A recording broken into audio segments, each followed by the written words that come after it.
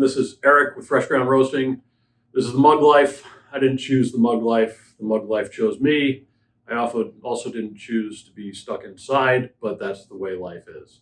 Last time we talked a little bit about grind and coffee and how you can adjust the grind to get better coffee flavor. One of the other things that you can change really easily is your water. You have more options with water than you might think. A lot of times, water coming out of your tap has a lot of minerals that are in it. Water and coffee is really, really important. Okay.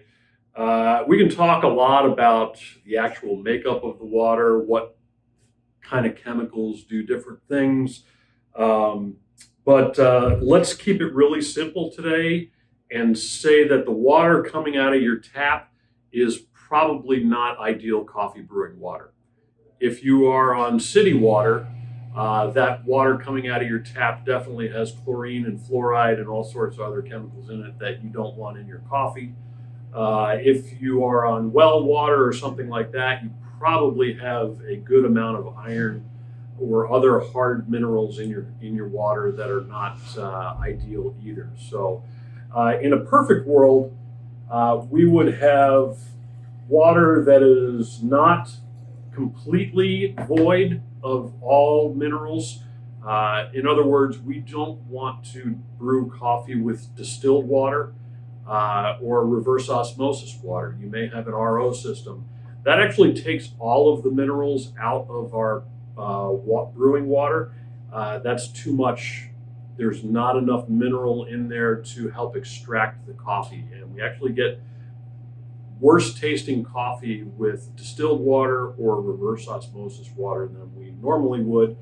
One of the things that you might want to do while you're at home trying to brew better coffee, because that's your new quarantine hobby, is to brew better coffee, is experiment with different kinds of water that are available. Your tap water, if you have a refrigerator that has a water in it, it's probably got a filter, but it's probably just a charcoal filter, which is going to take out some of the basics, some of the chlorine and fluoride, but it really doesn't affect the hardness a whole lot.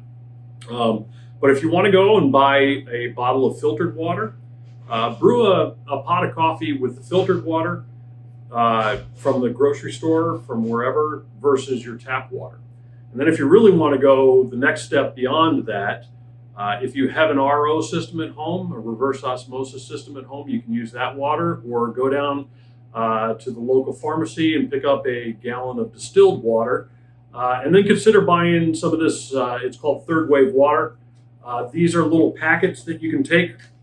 One of these packets works with 1 gallon of distilled water. So you add this into your distilled water, and that adds exactly the right amount of minerals back into your water so that you have perfect coffee brewing water. Distilled water is just hydrogen and oxygen. That's all it is. So there's no other chemicals, no other minerals in there, and we're adding back in with this just a little bit of the mineral content that we need to brew perfect coffee.